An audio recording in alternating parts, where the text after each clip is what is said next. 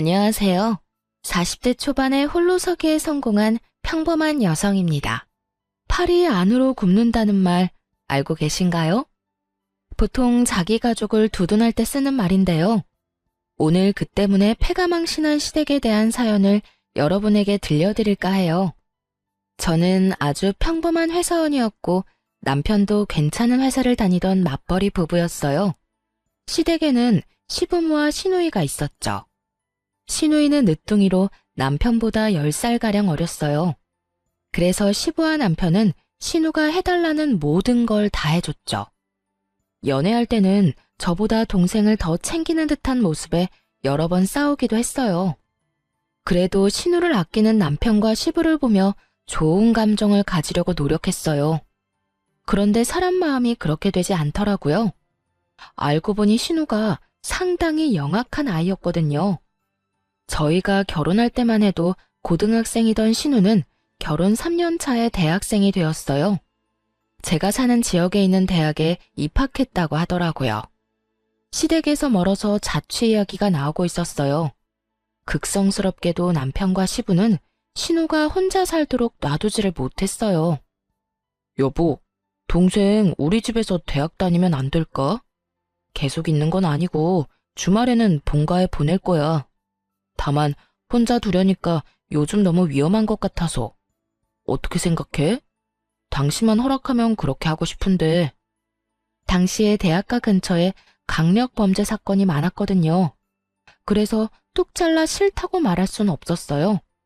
그리고 어차피 결혼했으니 신우와 좀 더 잘 지내보자는 생각으로 알겠다고 말했죠. 아가씨, 우리 집에서 살더라도 내가 다 케어는 못 해줘. 그래도 괜찮으면 오라고 해.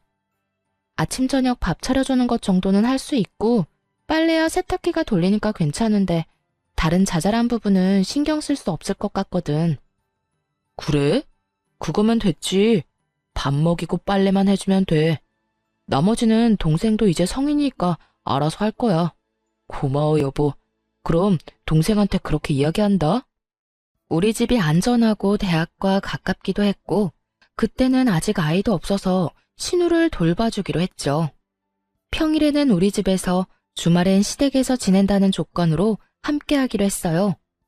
그렇게 남편, 저, 신우 이렇게 셋의 생활이 시작됐어요.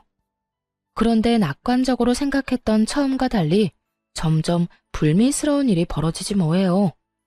매달 경조사비 명목으로 50만 원씩 뽑아서 안방 화장대 안쪽에 넣어놨었거든요.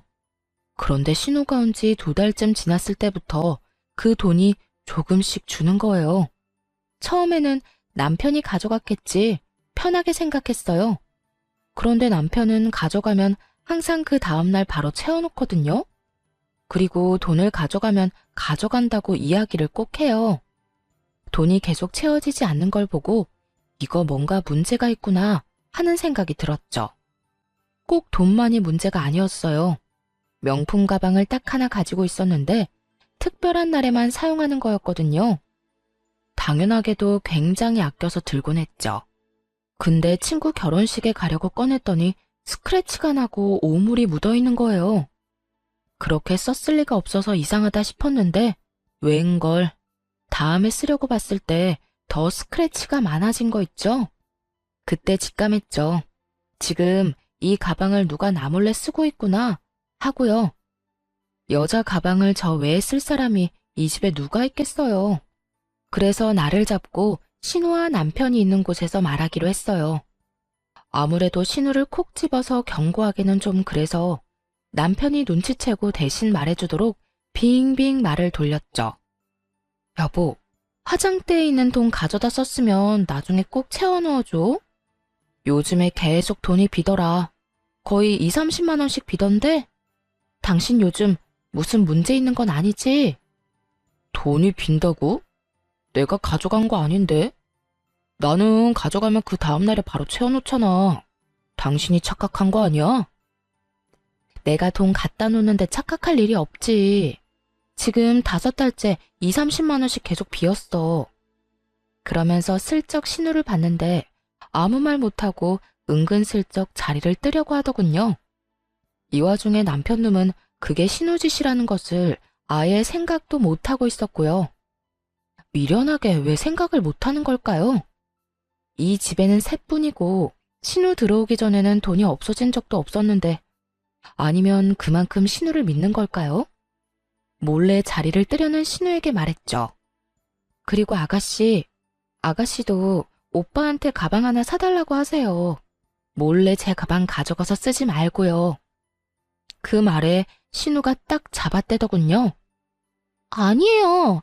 제가 왜 언니 가방을 가져가요? 증거 있어요? 증거는 차고 넘쳤지만 일단 이야기는 안 했어요.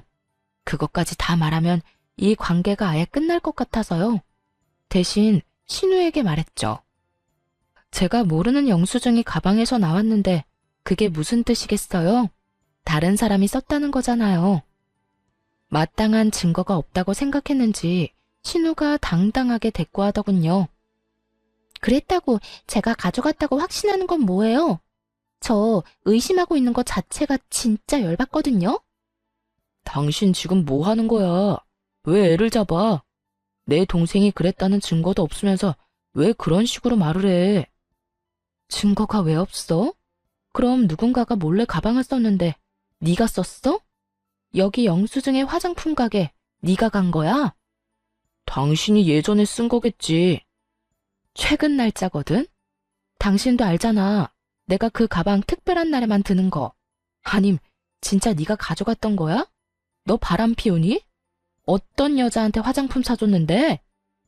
본인이 궁지에 몰리자 남편이 그러더군요. 그래, 얘가 좀 썼다고 쳐. 그래도 훔쳐간 것도 아니고 다시 가져왔잖아. 예쁜 가방 들고 싶어서 애가 좀 쓸 수도 있지. 당신이 가져가지 말라고 한 것도 아니잖아. 지금 그걸 말이라고 해? 남의 물건에 손대는 건 엄연히 나쁜 짓이야. 그리고 당신이 왜 화내는 건데? 앞으로 그러지 말라 하고 끝내면 될 일을 왜 나한테 책임 전가를 하냐고. 그럼 네가 소중히 여기는 시계 내가 멋대로 쓰고 다 부순 다음 가져와도 돼? 그래도 내 탓 안 할 수 있냐고. 말이 되는 소리를 해야지. 이번 일로 절실하게 느꼈어.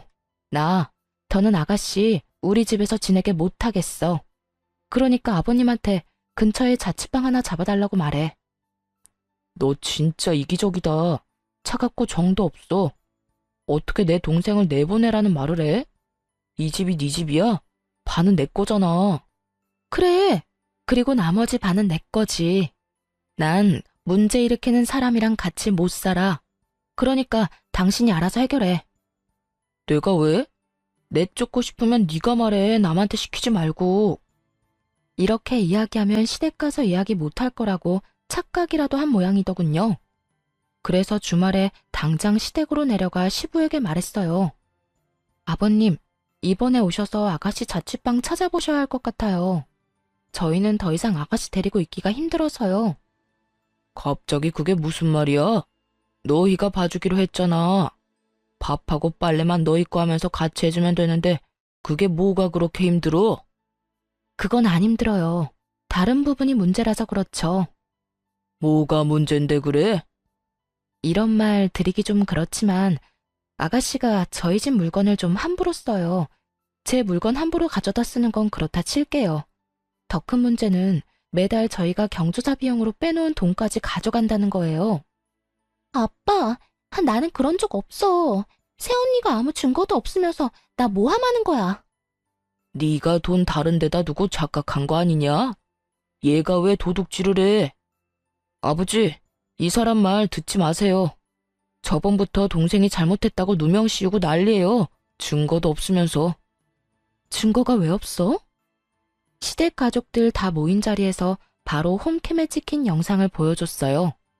거기엔 신우가 제 가방을 들고 나가는 장면, 안방에서 나오면서 돈을 지갑에 갈무리하는 장면까지 싹 다 찍혀 있었어요. 그걸 보자 신우를 도둑으로 몰고 간다며 탓하던 사람들 모두 입을 다물었죠. 그리고 신우는 똥 씹은 표정을 하고 있더군요. 너 당장 그 집에서 나와라. 아빠, 나 잘못한 거 없어. 그거 쓰면 안 되는 건지 몰랐던 거라고. 그리고 돈 가져간 건 용돈이 좀 적어서 그런 거지. 그래서 다음 달부터 알바하려고 생각했어. 진짜야. 시끄러워. 지금 동영상에 네 행동이 다 나왔는데 변명은 무슨 변명이야. 아무 말 하지 말고 오늘 가서 짐 다 챙겨 나와. 시부가 단호하게 신우에게 말했어요. 그렇게 저희 셋은 다시 집으로 향했죠. 그런데 집으로 가는 내내 남편이 구시렁대는 거예요. 당신 진짜 어이없다. 어떻게 애를 상대로 이렇게까지 할 수가 있어? 애가 불쌍하지도 않아? 어떻게 부모님 보는 앞에서 무안을 주고 궁지에 몰아넣을 수가 있냐고. 남편이 편들자 뒤에서 신우가 눈물을 훌쩍훌쩍 짜더군요. 참, 눈물을 흘려야 하는 사람이 누군데.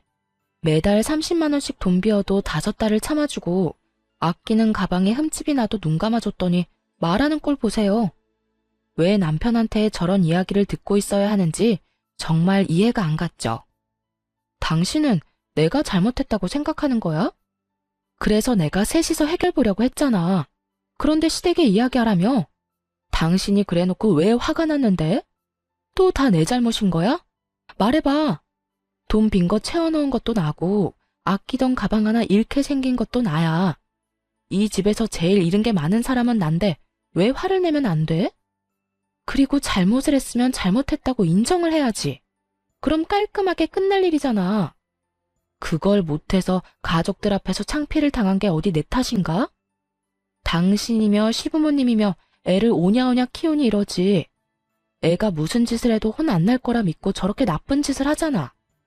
잘못된 걸 알려주지 않고 두둔만 하는 당신이랑 아버님이 제일 잘못됐다고 봐. 분명히 나중에 문제될 거 뻔한데 당신 가족들만 모르잖아. 당신이 그렇게 잘났어? 남 잘못한 거 콕콕 집어주면서 무안하게 만드는 건 잘하는 일이야? 동생한테 잘 이야기해서 해결할 수도 있는 일을 왜 이렇게 크게 버리는 거야? 그리고 돈은 이제 현금으로 놔두지 마. 돈이 보이니까 애한테 가져가고 싶은 마음이 생기는 거잖아. 넌 불안한 마음도 안 들어? 네 동생한테 그 정도 자제력도 없다는 거야. 눈에 보이는 돈 갖고 싶다고 가져가면 직장에서는 어떨 것 같아? 잘 좀 생각해라. 진짜로 네가 네 동생 앞날 생각하면 따끔하게 야단쳐야 하는 거야. 지금 나한테 이럴 게 아니라. 그저 동생 감싸기에 급급한 남편놈과 저를 째려보는 신우. 답도 없는 두 명 때문에 한숨만 푹푹 쉬어댔어요. 돈 욕심도 많은데 반성은 전혀 하지 않는 신우의 미래가 뻔히 보였으니까요. 가족들이 저 모양이니 고칠 수 있는 기회도 없을 테고요. 신우와 가깝게 지내야겠다는 생각은 버리기로 했어요. 마침 그 생각에 신우가 확신을 주더군요. 집에서 짐을 챙겨 나간 뒤부터 장문의 문자를 보내기 시작했거든요. 언니가 무슨 자격으로 나를 내쫓아요? 거기는 우리 오빠 집이에요. 나는 함정에 당한 거라고요. 왜 카메라를 달아놓고 이야기 안 했어요? 나 골탕 먹이려고 그런 거죠? 그게 있다고 들었으면 그런 식으로 돈 빌려가려고는 안 했을 거예요. 이런 식의 어이없는 말들이었죠. 당연히 그 뒤에는 제 욕도 덧붙여져 있었고요. 새언니라고 부르기도 역겨워서 이제는 아줌마라고 부를게요. 아줌마, 저 아줌마 절대로 용서 못해요. 우리 오빠랑 헤어지도록 만들 거예요. 그리고 이런 식으로 신우 골탕 먹이는 거 아줌마네 엄마도 알아요? 나중에 아줌마도 나처럼 가족들 앞에서 죽을 만큼 부끄럽게 될 줄 알아요. 하긴 아줌마네 가족도 똑같이 뻔뻔하겠지. 안 그래요? 오빠는 왜 이런 사람이랑 결혼했는지 몰라? 2번 다시 내 앞에 얼굴 보이지 마세요. 하나부터 10까지 일방적인 비방만 가득한 문자였습니다. 그리고 자기가 잘못했다는 말은 하나도 없더군요. 답장은 단 한 번도 보낸 적 없어요. 처음에는 허공에 대고 쇼하는 것 같았는지 더 심한 욕설을 보냈는데 다 무시했더니 그 뒤로는 보내지 않더군요. 대신 그 문자와 전화 내용을 고스란히 저장해뒀어요. 언젠가는 쓰일 거라는 생각이 들었거든요. 그렇게 신우와는 사이가 멀어졌어요. 동시에 시부모와도 서먹해졌죠. 그분들은 어른인 제가 신우를 감싸주지 못했다며 탓하고 싶었던 모양이에요. 신우가 잘못했다는 걸 뻔히 알면서도 말이에요. 하지만 실제로 피해를 입은 건 이쪽이니까 뭐라 말은 못하더군요. 쪼잔하게 행동과 표정으로 탐탁치 않아 한다는 걸 보여줄 뿐이었죠. 그리고 신우는 대학 2학년 때 중퇴를 했어요. 본인 말로는 취직이 됐다며 서울로 향했는데 딱히 큰 기대는 하지 않았어요. 잘 다니던 대학을 그만두면서까지 갈 직장이 대체 어디라고요? 남편과 시부만이 좋은 곳에 갔을 거라며 좋아하더군요. 그런데 신우가 직장에 취직한 후 180도로 달라진 모습으로 연락을 해오더군요. 한껏 나를 세우며 얼굴 보이지 말라던 건 까맣게 잊고 말이죠. 언니, 잘 지내요? 요즘 많이 바쁘죠? 제가 취직한 건 알고 있죠? 사실은 오빠한테도 곧 말할 건데 투자와 관련된 회사에 취직을 했어요. 그래서 짜투리 돈이라도 있으면 저희 쪽으로 투자하라고 연락한 거예요. 수익 진짜 확실하고요. 가족이니까 더 잘해줄 자신 있어요. 딱 들으니 의심스러운 말투였지만 웃으며 이야기했죠. 아가씨, 그런 돈이 있으면 이렇게 힘들게 살겠어요? 남편도 얼마 전까지 실직 상태였던 건 알죠? 6개월 동안 저 혼자 벌어서 생활하느라 돈이라고는 눈 씻고 봐도 없어요. 그때 빌린 돈 갚느라 힘들고요. 만약 돈이 생기면 직접 아가씨한테 연락할게요. 그렇게 돌려서 거절했어요. 남편이 중간에 갑작스럽게 퇴사를 하고 나오는 바람에 실제로 돈도 없었고요. 그러고도 결국 돈이 모자라 그 뒤치다꺼리를 얼마나 했는데요. 어느 정도였냐면 친정 부모님에게까지 돈을 빌렸었거든요. 결혼할 때 아파트 비용으로 1억 정도 마련해 주시느라 많이 애쓰셨는데 그런 상태에서 2천만 원을 더 빌려서 써서 미안한 마음뿐이었어요.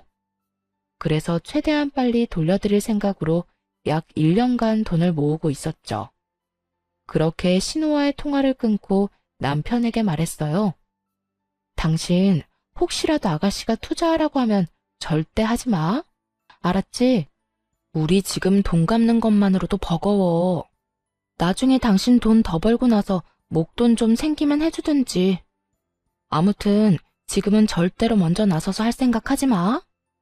알았어. 내가 애야.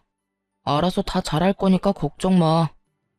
남편은 호기롭게 대답했지만 왠지 모르게 걱정이 되기 시작했어요. 그래도 돈으로 사고 친 적은 없었으니 마음 편히 있었죠. 그런데 며칠 후 시부가 잠깐 시댁에 오라고 하더군요. 할 말이 있다고 말이죠. 무슨 일일까 하면서 갔더니 정말 어이없는 말을 꺼냈어요. 막내가 일하러 서울로 갔는데 자취를 해야 한다고 하네. 전세보증금 좀 빌려달라는데 우리도 돈이 별로 없어. 너희가 돈 좀 보태주면 안 되겠니? 그냥 달라는 건 아니고 빌려달라는 거야. 두 사람을 데려다 놓고 말하고 있었지만 실상은 저한테 하는 말이었어요. 남편이었다면 말할 것도 없이 무조건 빌려줬을 테니까요. 그래서 딱 잘라 거절했죠. 아버님, 죄송한데 안 될 것 같아요. 결혼 후에 남편이 실직하고 힘들 때 친정에서 돈을 좀 빌렸었거든요. 원래 쓸 곳이 있는 돈이어서 저희가 빨리 돌려드려야 해요. 아니, 꼴랑 6개월 쉬었는데 무슨 돈을 빌려? 너희 돈 모아둔 거 하나도 없었어? 결혼할 때 남편이 대출을 많이 끼는 바람에 대출금이 워낙 많아서요. 사실 제가 버는 것만으로는 생활비도 감당이 안 됐거든요. 게다가 실업급여도 받을 수 없었다고 했고요. 그래서 돈이 하나도 없는 거야? 너희 진짜 이렇게 살아서 어쩌려고 그러냐? 미래 좀 생각하면서 살아야지. 그러게 말이에요. 이런 변수가 있으면 돈 모으기가 어렵잖아요. 그냥 좀 참고 일하든 아니면 다른 직장 알아보고 나오든 해야 했는데 자기 마음에 안 든다고 남편이 무턱대고 나와버렸으니 어쩌겠어요. 게다가 오랫동안 일한 것도 아니고요. 남편은 결혼할 때 퇴사를 하고 그 퇴직금을 결혼 비용으로 사용했었어요. 그 다음 회사에서 3년을 일하다가 자기랑 안 맞는다고 때려치우고 나온 거예요. 그러니 실업급여도 못 받고 퇴직금은 얼마 되지도 않았죠. 그렇게 나와서 6개월간 취직은 못했지. 돈은 매달 빠져나가지. 혼자 돈을 벌어야 했던 저까지 힘든 상황이었죠. 자기 아들 잘못이니 시부도 더 말을 못하더라고요. 시댁에서 나오면서 남편에게 말했어요. 통장에 모아둔 돈 있지? 그거 나한테 줘. 다음 달 월급이랑 보너스 나오면 2천만 원 만들어서 엄마한테 보내주게. 그 돈 꼭 지금 줘야 해? 어머님이 우리한테 지원해 주신 걸 수도 있잖아. 전화해서 한번 여쭤봐. 그냥 주신 거 아니었냐고. 갑자기 그게 무슨 소리야? 너 설마 그 돈 썼어? 아니, 그게 동생 빌려줬어. 미쳤어? 그 돈을 왜 네가 맘대로 빌려줘? 그럼 어떡해, 동생이 급하다는데. 나라고 그냥 아무 생각 없이 줬겠어? 솔직히 당신도 그냥 말만 그렇게 한 거잖아. 무조건 친정에 갚도록 만들려고. 원래 이런 돈은 그냥 고맙습니다 하고 받아서 쓰는 거야. 그거 우리 부모님 전세 재계약할 때 쓸 자금이거든? 미친놈아! 네가 뭔데 우리 부모님 돈을 멋대로 쓰고 난리야. 이미 빌려줬어.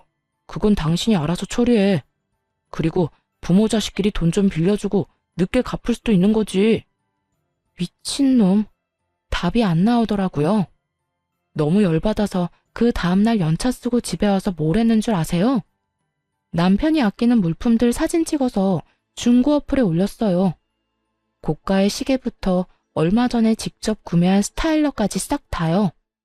그리고 남편에게 어플 캡처를 보내주며 돈 안 갚으면 이것들 진짜 팔겠다고 했죠. 남편이 기겁하고 전화를 하더군요. 당신 미쳤어? 그걸 왜 팔아? 아직 할부도 다 안 끝난 건데. 너는 그럼 내 허락 받고 그 돈 아가씨한테 빌려줬어? 네가 한 짓이랑 똑같은 짓 한 거야. 당장 돈 가져와. 안 그러면 지금 여기 세워져 있는 당신 차도 팔아버릴 테니까. 아니, 동생한테 돈 좀 빌려줄 수도 있지. 다른 데 쓰는 거 아니고 전세 보증금이라잖아. 사람이 왜 이렇게 못났어? 그럼 당신은 우리 엄마 아빠 책임질 거야? 전세 재계약 못해서 길거리에 나앉으면 책임질 거냐고. 이쪽도 생계가 걸린 문제야. 아가씨 도와줄 돈 없으면 대출을 받든가 하지. 왜 친정돈을 건드리는 건데? 내가 책임지면 되잖아. 거짓말인 거 다 알아. 전세 계약금을 누가 2천만 원이나 올려받아? 장인 장모가 그 집에서 얼마나 사셨는데 말이 되는 소리를 해야지. 네가 친정에 돈 갚아주고 싶어서 그러는 거지? 네가 책임진다고? 그래, 그렇게 되면 책임진다고. 그러니까 내 물건들 팔 생각 절대 하지 마. 어쨌든 돈은 절대 못 돌려준다 이 말이지? 대신에 책임진다고. 뻔뻔한 남편의 말에 너무 열받았어요. 책임지겠다? 말은 누가 못해요. 그래서 친정 부모님한테 우리 집으로 들어오시라고 했어요. 전세 재계약 기간이 2달 정도 남긴 했는데 그 전에 돈을 돌려받아야 하잖아요. 부모님이 집으로 오시니 남편놈 얼굴이 가관이더군요. 당장 들어오실 줄은 생각도 못했던 것 같더라고요. 책임진다며. 앞으로 2달 안에 돈 안 주면 이렇게 계속 살 거야. 얼굴 좀 보고 익숙해지라고 부모님 불렀어. 아이고, 이서방. 잘 부탁하네. 빌려간 돈만 돌려주면 우린 다시 돌아갈 거니까 너무 걱정은 말고. 자네가 어련히 다 알아서 잘하게 했지. 그렇지 않은가? 친정아버지 말에 남편놈이 열받아서 저를 끌고 밖으로 나가더군요. 당신 미쳤어? 장모님이랑 장인어른을 여기 데려면 어떡해? 책임진다며. 돈 안 갚는 대신에 책임진 데서 모셨어. 당신 말대로 했는데 뭐가 문제야? 아, 당신 진짜 너무한다.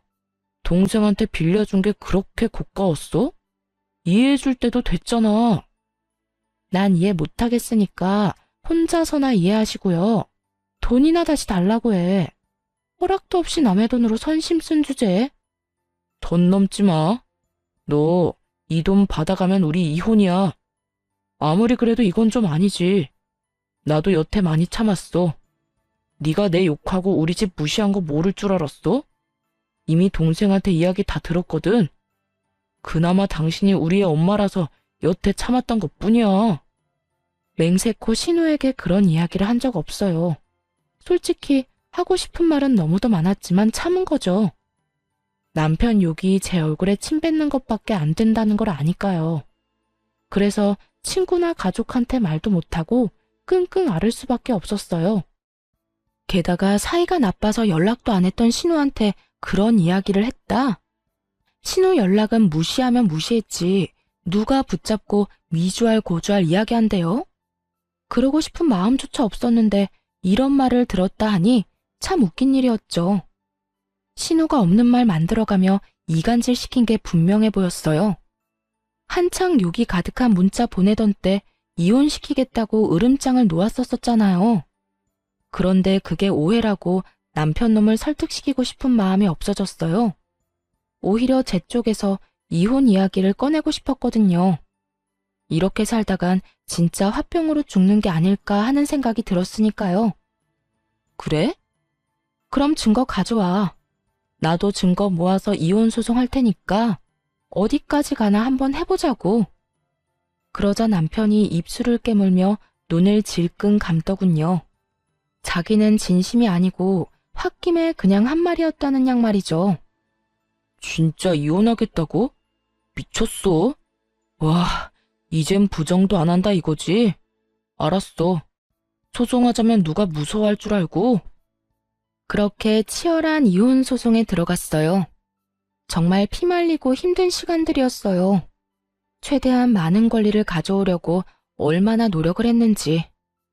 집 살 때 낸 돈, 친정에서 빌린 돈, 위자료, 양육권의 친권까지 하나도 놓치지 않고 챙기느라 정말 힘들었어요. 그나마 다행이었던 건 그걸 다 챙길 수 있었다는 거였죠. 사실 증거는 차고 넘쳤거든요.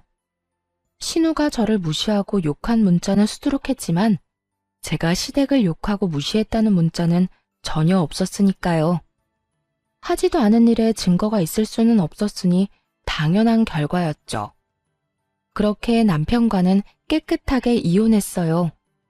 받아낸 돈과 친정 전세금을 합쳐서 도시 외곽에 전원주택을 사서 들어갔어요. 아이는 부모님과 함께 키우며 제가 버는 돈의 반을 들여 생활했고요. 혼자 벌어서 네 사람이 먹고 살아야 했지만 그럭저럭 살만했어요. 부모님 앞으로 나오는 연금도 있었고 집 대출금도 없었으니까요. 또 부모님이 애를 봐주니 야근을 할 수 있게 돼서 야근 수당도 톡톡히 챙겼죠. 부모님에게는 항상 죄송한 마음이었어요. 대신 그만큼 잘해드리려고 함께 여행도 자주 가고 맛있는 식사도 대접해드렸죠. 오히려 남편과 있을 때보다 더 마음 편하게 살 수 있게 됐어요. 그런데 이혼 후 몇 달이 지난 어느 날 회사 앞에 전신우가 찾아왔더군요. 떡하니 앞에서 기다리는 모습을 보고 당황했어요. 저한테 관심이 없어서 어디에서 일하는지도 모를 줄 알았거든요. 전신우 얼굴 보자마자 전 남편에게 문자를 보냈죠. 우리 회사 앞에 신우 와 있다고 무슨 일로 왔는지 아냐고 말이죠. 솔직히 제 얼굴을 보러 왔다고 생각하지는 않았어요. 지나가는 길에 우연히 마주치기도 싫은 사이니까요. 그런데 눈이 마주치자 전신우가 다가와 인사를 하더군요. 오랜만이에요. 잠깐 이야기할 수 있어요? 그렇게 말하며 회사 근처 카페로 가자고 했어요. 카페 안으로 들어가자 전 남편에게 전화가 오더군요. 왠지 찜찜해 전화를 받아서 대답은 하지 않고 휴대전화를 탁자 위에 올려뒀어요. 그러자 전신우가 먼저 말을 꺼냈어요. 언니, 이혼하니까 어때요? 혼자서 애 키우면서 돈 버니까 힘들죠? 그런 말 하려고 나 불렀니? 그건 아니고 오빠가 제 부탁 들어줘서 이혼한 거 혹시 알고 있어요? 언니도 어지간히 오빠한테 밉보였었나 봐요. 언니가 오빠랑 부모님 욕했다고 몇 마디 하니까 금방 화내면서 넘어오던데. 오빠도 평소에 얼마나 대접 못 받았으면 홀라당 넘어가서 이혼하자고 했나 싶네요. 사실 제가 한마디만 더 하면 오빠 마음 다시 바꿀 수 있어요. 저 때문에 이혼까지 바로 한 거잖아요. 아무리 봐도 지금 언니 힘들게 지내는 것 같은데 오빠랑 다시 잘해보고 싶으면 나한테 돈 좀 줘요. 그럼 우리 오빠랑 재회하도록 해줄게요. 그때 그 일이 오해였다고 하면 오빠도 마음 돌리지 않겠어요? 그 이야기 듣는데 헛웃음이 다 나오더군요. 뭐? 오빠랑 다시 살게 해줘? 맞아. 우리가 이혼한 건 너 때문이긴 하지. 근데 네가 한마디 했다고 헤어진 건 아니야. 네가 우리 사이 이간질하는 거짓말 했을 때도 이미 알고 있었어. 오해라고 말할 수 있었는데 안 했다고. 이혼은 내가 더 하고 싶었거든. 그리고 내 안에 네 오빠에 대한 마음 같은 건 이제 하나도 없거든? 진짜 새끼 손톱만큼도 남은 게 없어. 나한테 와서 이렇게까지 말할 정도면 너도 어지간히 돈이 급하긴 했구나. 근데 어쩌지? 돈 빌려줄 생각 전혀 없어. 그러니까 구걸하고 싶으면 다른 데서 해. 그렇게 말하자 전신우가 눈에 불을 켜고 달려들더군요. 구걸? 내가 왜 구걸을 해요? 나는 단지 언니랑 오빠를 다시 이어주고 수고비로 좀 받으려고 한 것뿐인데? 누가 이어지고 싶댔니? 그리고 너 아직도 무슨 투자회사라는 곳에서 일해? 그때 엄청 좋은 데로 가지 않았어? 네 말대로 투자해서 돈 많이 벌었을 텐데 이건 무슨 상황이야? 할 일도 없이 이혼한 오빠 전처 찾아와서 어이없는 말이나 하고 뭐 하는 거냐고. 그건 언니가 상관할 일이 아니죠. 지금 나보다 언니가 더 급한 거 아니에요? 내가 얼마나 돈 많이 버는지는 알아요? 아무것도 모르면서 입 놀리지 마요. 그래. 그런데 나한테까지 와서 돈 달라고 하는 거 보니까 다 알겠네. 어디 또 무슨 이상한 다단계 회사에 걸렸겠지. 지금 본전도 못 찾고 넣기만 하고 있나 봐. 더 이상 할 말 없지? 그 말을 하며 탁자에 놓여있던 핸드폰에다 말했어요. 당장 네 동생 데리고 가. 말도 안 되는 얘기 늘어놓는 거 당신도 들었을 거 아냐. 그 말을 하자마자 카페 문이 열리면서 전 남편과 전 시부가 들어오더군요. 아까 문자로 장소도 함께 보냈는데 이렇게 일찍 도착한 걸 보면 바로 여기로 향한 모양이었어요. 그런데 두 사람 몰골이 참 산거지가 따로 없더군요. 전 시부와 전 남편을 보더니 전 신우가 황급히 일어나 도망치려고 했어요. 그러자 전 시부가 달려가 전 신우를 붙잡았어요. 야, 너 왜 여기 와서 이러고 있어? 당장 집에 가. 지금 여기서 이럴 때가 아니야. 돈 어떻게 된 거야? 응? 우리가 너한테 투자하라고 준 돈 말이다. 진짜로 너 다단계에 돈 넣었어?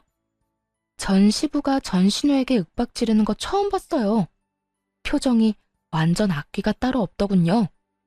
그런데 전 신우가 눈 하나 깜빡하지 않고 대들었어요. 그런 거 아니라고 했지? 진짜 투자한 거라고. 그리고 투자했으면 손실이 좀 나더라도 감안해야 하는 거 아니야? 원금보다 더 많이 돌려받을 거라는 보장을 한 적은 없잖아. 어쩌면 많이 받을 수도 있다고 한 거지. 쓰레기 입에서 나온 쓰레기 같은 말에 저도 모르게 풋 하고 웃어버렸어요.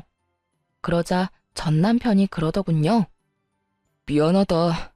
얘 찾고 있는 중이었는데 연락해줘서 고마워. 애는 잘 크고 있지? 잘 크고 있어. 아빠라는 단어는 입 밖에도 안 꺼내니까 당신이 걱정할 필요는 없고. 근데 동생은 왜 찾고 있었던 거야? 전 남편은 난감한 듯 한숨을 푹 쉬며 말하더군요. 그게 돈을 좀 많이 빌려줬는데 그 뒤로 잠수를 탔거든. 그 바람에 아버지가 많이 고생하셨어. 그래서 당신 연락 받자마자 아버지랑 같이 온 거야. 그런데 나 궁금한 게 하나 있는데 당신 동생이 나랑 당신 사이 이간질한 거 알고 있었다며. 그런데도 왜 나랑 이혼한 거야? 그걸 몰라서 물어? 동생 자취해야 한다고 우리 집에 줘야 할 돈을 멋대로 동생한테 줘버렸잖아. 당신이 나 몰래 돈 빼돌려서 쓸 사람이 아닌데 말이야. 당신 가족 모두 당신 동생한테 간이며 쓸개며 다 빼줄 것처럼 구는데 딱 봐도 조만간 집 망하겠구나 싶었지. 게다가 신우가 우리 집에서 벌인 일도 있었고. 나는 신우를 못 믿었고 당신은 신우를 너무 믿었던 거야. 그 거리를 도저히 메울 수가 없겠더라고. 게다가 신우가 돈 좀 빌려달라고 투자하라고 말할 때부터 불안했어. 사이가 안 좋은 나한테도 그러니까 욕심이 많구나 하는 생각도 들었고. 당신이 그게 오해였다고 한마디라도 말했으면 난 이혼 안 했을 거야. 전 남편이 한껏 억울한 듯 소리를 지르며 말하더군요. 그의 힘껏 고개를 저으며 말해줬죠. 아니, 넌 분명히 내 말 못 믿고 동생 말 믿었을걸? 먼저 마음을 닫은 쪽은 너야. 그래서 나도 이혼 이야기 나왔을 때 굳이 오해를 정정 안 한 거고. 네가 나를 못 믿는데 왜 내가 그런 이야기를 해줘야 해? 그럴 필요 못 느꼈어. 그걸로 답이 됐어? 돈을 얼마나 뜯겼는지는 모르겠지만 왜 내 탓을 하는지 모르겠어. 그리고 처음에 이야기했지. 당신 동생이 뭐라고 하든 투자 같은 거 하지 말라고 신신당부를 했잖아. 그때 뭘 했어? 알아서 한다고 그랬어, 안 그랬어? 그래서 이 꼴이 난 거야? 대체 얼마나 뜯어갔길래 두 남자가 여자애 하나 붙잡으려고 뛰어왔을까 싶네. 그래, 내 탓이지. 당신 말 믿고 동생 멀리 했으면 이런 일 없었을 텐데. 나 사실 당신이랑 이혼하고 나서 집 판 돈 동생한테 다 투자했어. 아버지도 있는 돈 없는 돈 다 끌어서 투자하고. 처음에는 이자람에 얼마씩 주더니 3달 뒤에 연락 뚝 끊고 사라지잖아. 우리가 얼마나 놀랐는지 알아? 나중에 알았어. 동생이 다단계에 빠져서 거기 돈 다 집어넣고 있던 거. 게다가 한두 명이 당한 것도 아니야. 동생 지인들도 다 넣었는지 매일같이 우리 집 앞에 와서 난리야. 돈 내놓으라고. 뭐 돈이 있어야 주지. 우리도 동생한테 다 뜯겼는데. 들어보니 참 딱한 사정이긴 하더라고요. 전신우는 아직도 그게 다단계가 아니라고 오히려 통장에 더 넣어야 한다며 돈을 모으고 있는 상황이라고 하더군요. 통장이 있다는 것도 그 다단계 회사의 주장일 뿐이래요. 수익도 마찬가지로 거기서 주장하는 것일 뿐이랍니다. 어차피 출금이 불가능한 돈이라서 자기 손에는 한 푼도 안 남는다는데 그걸 알고도 모른 척 하는 건지 진짜 모르는 건지 모르겠어요. 집을 풍비박산 내놓고도 정신을 못 차린 것 같았죠. 그렇게 전 시부와 전 남편은 돈만 넣고 있다가 전 신우가 사라지니 깜짝 놀랐겠죠.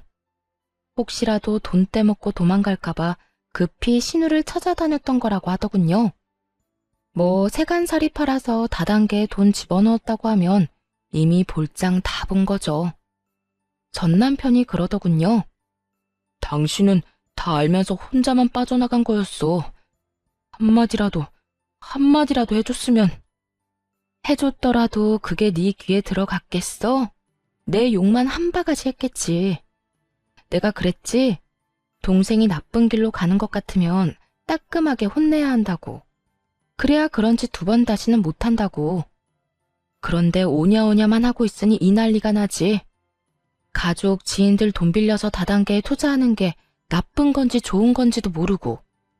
너랑 네 부모님이 애를 이렇게 만든 거니 남 탓하지 마. 어차피 그때 넌 절대 내 말 안 들었을 거야. 나도 그걸 아니까 이혼한 거고. 결혼도 이혼도 타이밍이야. 지금 와서 후회해봤자 아무짝에도 쓸모없거든? 참 웃기지도 않더라고요. 왜 남 탓을 하는지? 본인이 눈, 귀 다 막아놓고 이제 와서 왜 너만 빠져나갔냐? 라고 하냔 말이에요. 저도 편하게 빠져나간 건 아니잖아요. 실컷 시댁에서 욕먹고 가진 거라도 지키려고 악착같이 애쓰면서 벗어났는데 엄청 편하게 살다가 이기적으로 혼자서만 빠져나간 것처럼 말하다뇨. 하여튼 가해자들은 절대로 모르는 법이에요. 자기들이 얼마나 잔인했는지, 얼마나 맹목적으로 사람을 괴롭혔는지 말이죠. 그때 전 신우와 전 시부 쪽에서도 엄청 큰 소리가 들려왔습니다. 이거사, 내가 너를 어떻게 키웠는데 이렇게 배신을 해? 그 돈이 어떤 돈인지 알아? 이 아버지가 평생을 바쳐서 모은 돈이야. 그걸 홀라당 다단계에 다 갖다 바치면 어떻게 해? 이제 나한테, 아니, 너한테도 남은 거 없어. 왜 남은 게 없어? 지금 당장 출금 안 되는 것 뿐이라니까. 그리고 이미 넣은 돈으로 이렇게 호들갑 좀 떨지 마. 돈 나오면 준다니까. 그 돈이 언제 나올 줄 알고. 그리고 네가 또 돈을 넣으려니 하는 말 아니냐? 이제 그만해라. 이제라도 다 포기하고 네 인생 살아. 한 달 일하고 월급 받으면서 평범하게 돈 벌어. 너 이런 식으로 하다간 진짜 끝장이야. 그렇게 벌어서 언제 돈을 모아. 힘들게 일해서 푼돈 버는 거 난 못해. 아빠나 오빠나 그렇게 하든지. 쉬운 방법이 있는데 왜 어려운 길로 가? 그리고 나 돈 많다고. 내 계좌에 얼마나 많이 들었는지 보여줄까? 전신우는 절대로 그게 다단계가 아니라고 생각하는 것 같더라고요. 하긴 다단계에 빠진 사람이 쉽게 인정하지는 않겠죠. 사이트 터지고 피해자들이 여기저기 나타나면 그제야 당했다는 걸 알 테니까요. 그 전에는 아무리 주변 사람들이 이야기해줘도 안 믿는데요. 그저 돈 잘 버는 자기를 시기해서 하는 말이라고만 생각한다고 하더라고요. 그렇지만 전신우는 피해자인 동시에 가해자잖아요. 그러니 주변에서 아무리 말해도 듣지 않는 거겠죠. 죽었다 깨어나도 자기가 잘못했다는 걸 인정하고 싶지 않을 테니까요. 그렇게 돈이 많으면서 왜 사람들 만나서 돈을 빌려 이거 사? 그거 다단계야. 돈 절대 못 받는 거. 대학까지 가서 공부한 애가 왜 그걸 몰라? 중졸인 이 아빠도 아는 사실을. 너 지금 여기 와서 이럴 상황 아니야. 우리 집에 빚쟁이들이 얼마나 많이 찾아왔는지 알아? 지금 우리더러 돈 내놓으라고 네 가족이니까 책임지라고 아우성이야. 그건 어떻게 할 거야? 아, 몰라. 아빠랑 오빠가 어떻게든 해결해. 이제까지 문제 일으켜도 알아서 다 해결해줬잖아. 이번에도 그렇게 하면 되지. 뭐가 그렇게 큰일인데? 하던 대로 하라고 하던 대로. 그리고 나도 여기 온 거 그 사람들한테 돈 돌려주려고 그런 거야. 언니한테 돈 받아서 메꿔주려고 한 거라고. 근데 오빠는 도대체 뭘 어떻게 했길래 이렇게 정이 뚝 떨어지도록 만든 건데? 언니한테 뭐 여지라도 남겨놨어야 이용을 하든 말든 하지.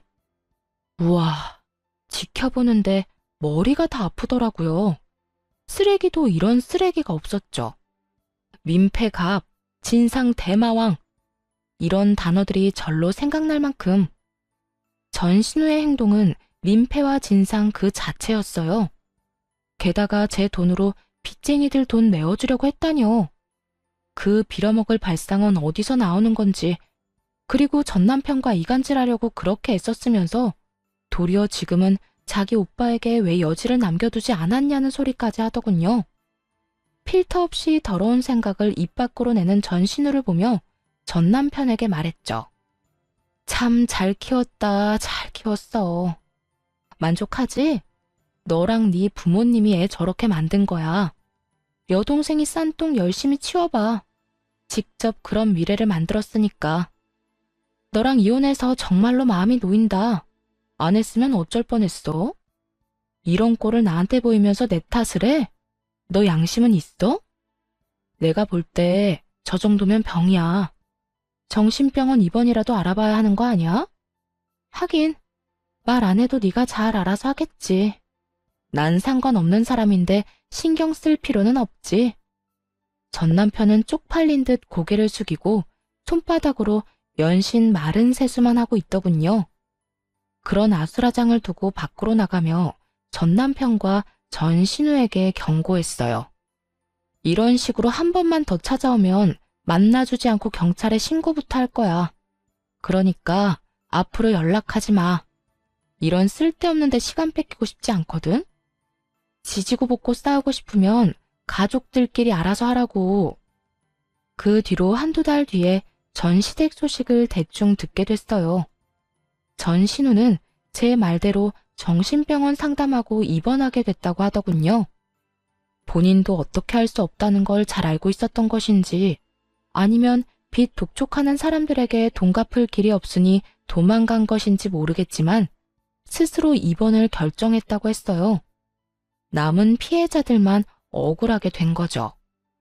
그리고 전 남편과 전 시부는 월세 들어 살면서 힘들게 빚 갚고 있다고 들었어요. 전 신우에게 있는 돈 없는 돈 다 퍼준 결과죠. 전 신우는 가족들 생각 안 하고 영혼까지 끌어다 다단계에 넣었던 거고요. 전 시부모는 자식을 제대로 못 키워서 결국 본인들이 일군 모든 걸 잃게 됐어요. 전 남편도 동생이 옆에서 소곤거리니까 확인도 안 하고 이혼했으니 졸지에 돌싱남의 거지남이 되었고요. 이거 보세요. 문제가 생기면 다른 사람들이 어떻게든 책임져주고 오냐오냐 해주는 통에 신우는 다단계라는 위험한 길을 고르는 최악의 선택을 했죠. 잠깐은 좋았겠지만 그 결과는 어땠나요? 결국에는 빚만 잔뜩 지고 사람들에게 쫓기기나 하는 인생이 되었잖아요. 내 가족이 소중한 건 너무나 당연하지만 그럴수록 지켜야 할 성과 예의를 잘 가르치는 게 중요하다고 생각해요. 이렇게 팔이 안으로 굽다가 결국은 패가망신하게 된 사람들도 있잖아요. 옆에서 아무리 말려도 듣지 않는다면 혼자서라도 빠져나오세요. 그게 제일 현명한 방법일 테니까요. 만약 여전히 결혼 생활을 유지하고 있었다면 저런 꼴을 직접 당했겠죠? 상상만으로도 눈앞이 캄캄할 정도예요. 그래서 요즘 아이에게 스스로의 행동에 대해 책임지는 법을 가르쳐주고 있어요. 스스로 책임지지 않으면 불이익과 제재를 받는다는 걸 알려주는 거죠. 엄마가 모든 것을 대신해 줄 수 없다고도 말해주고요. 그래야 최소한 다른 사람에게 피해는 주지 않는 어른으로 자라날 수 있을 테니까요. 글을 쓰다 보니 길어졌네요.